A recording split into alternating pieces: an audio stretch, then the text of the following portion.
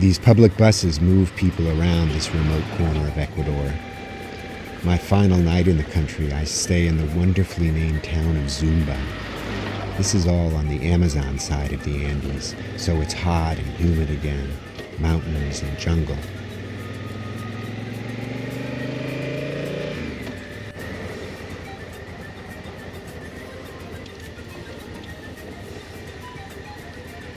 It's an hour of dirt to reach Zumba. There's only one road in and out.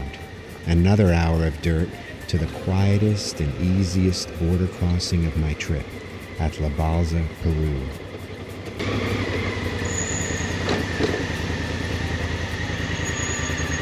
Buenos días.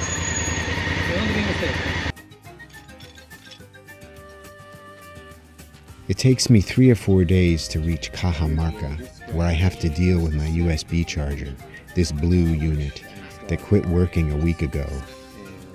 As I'm messing with it, a taxi driver tells me that in Peru they can fix anything, and he takes the unit and drives off.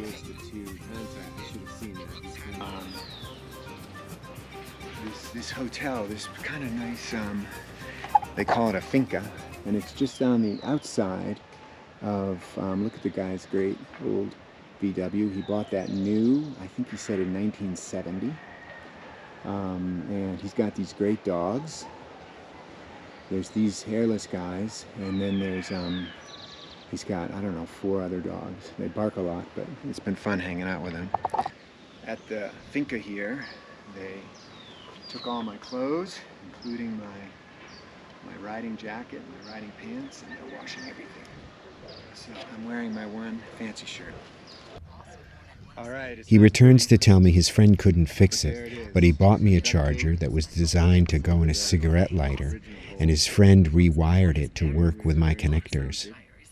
I zip tie it onto the windshield mount, cover the old hole with duct tape, and I'm charging. This is my USB savior, who's all in on helping me put the bike back together. ¡Ahí está! A ver, ahí estamos, ahí estamos. Ahí estamos. ¿Y esto? Primero plástico. No, arriba, más arriba. No, sí, muy abajo. Arriba, sí. Muy abajo está. No, esto arriba. No, jale. Esto arriba. No, sí, sáquelo. Sí, sí. Sáquelo. Ajá, más arriba. Ajá, por ahí. Porque este va acá. Este va acá. Ahí está. Ajá.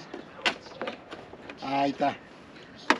Ajá. Oh, yeah. Ay, ay, ay, ay, ay. Oh, yeah. Ay, a ver. Then I'm off for Cajabamba. I'm following Route 3N down the middle of the Andes, mostly paved for these first days and almost completely dirt for the next 4 or 5. Buenos.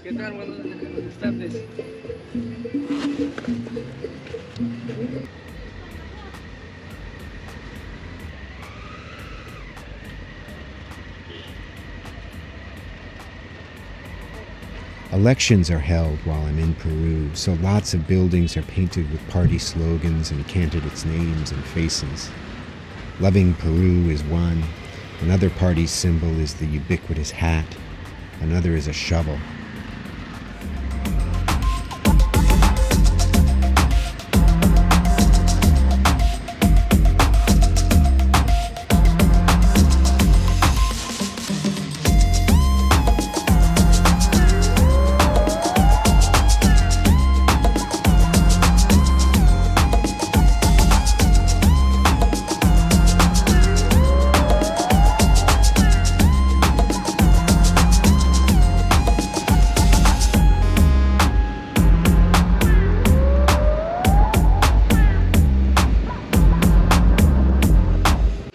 Splurged on a fancy hotel in Cajabamba, Peru, high up in the Andes. A little treat for myself and a little treat for the motorcycle.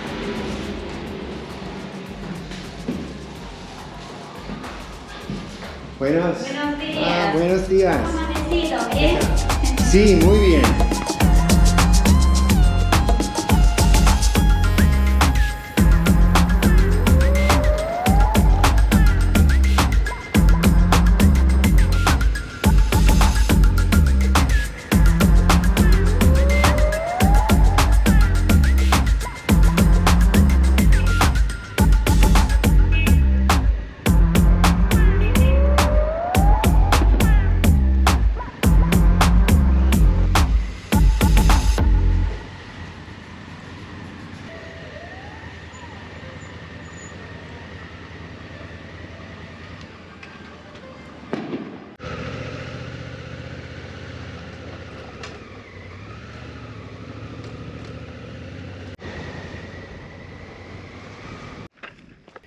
The next day, south of Cahabamba, I climbed to 4,500 meters, or almost 15,000 feet. I ride at these elevations most days, hour-long stretches of lakes, vicuñas, and llamas, and the invigorating thin air, and then the road drops to villages that are still very high, such as Santiago de Chuco, this next night, with an elevation of 3,800 meters, or 12,500 feet.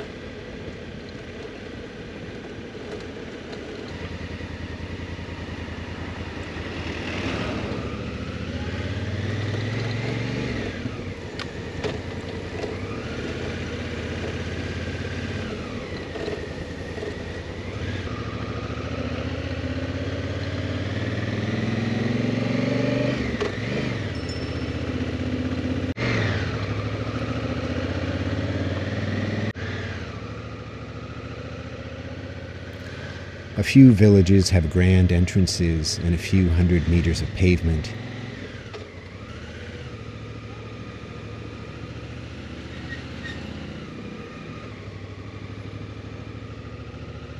And then at the other end of town, I'm back on the dirt.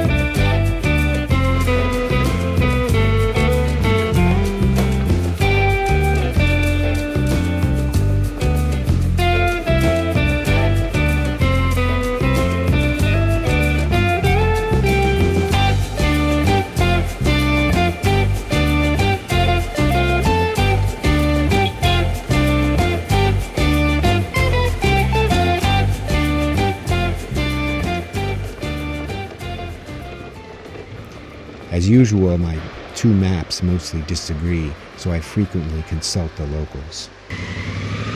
Hola. Pregunta es por Moyobamba. Moyobamba, sí. Por acá, así de frente, hacia allá. Ah, sí. Todo hacia allá. Esto muy... Pero aquí, con la de abajo. Aquí, ok. Esquina hacia abajo. Gracias, Sí. gracias.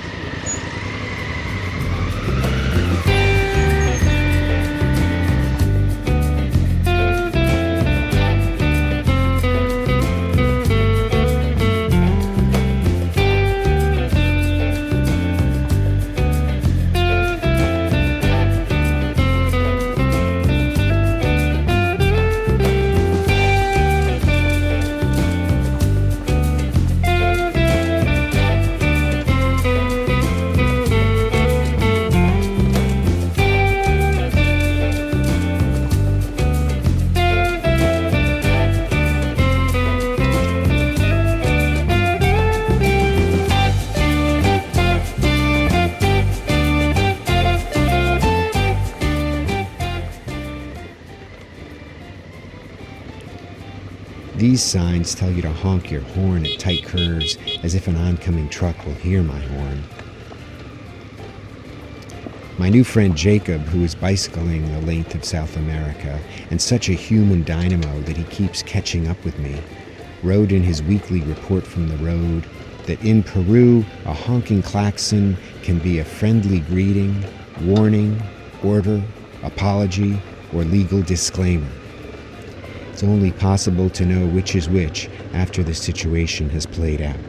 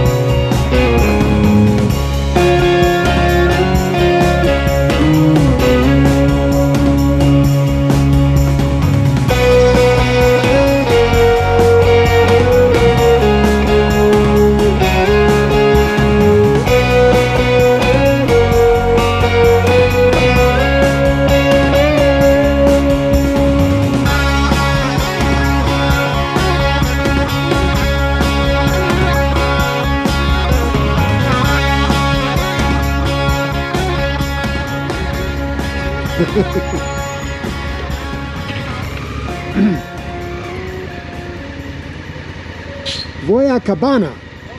Cabana, Cabana, sí. donde diste vuelta para acá, de frente. Ah, sí, es mismo. Ok, gracias. ¿Cuánto? ¿Qué motor? Un 1000. 1000. Sí, demasiado grande en la tierra. Sí, pero en la pista muy bien. Buen viaje, cuídate. De donde diste vuelta, de frente hacia allá. Gracias.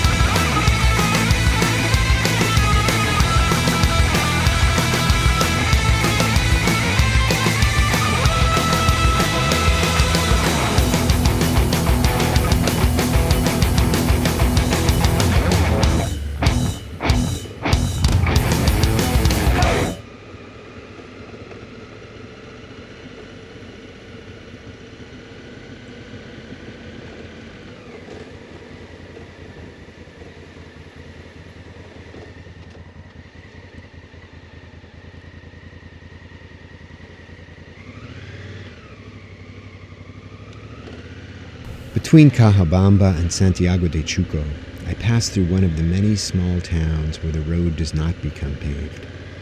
Just a collection of 10 or 15 dwellings as far as I can see from my bike.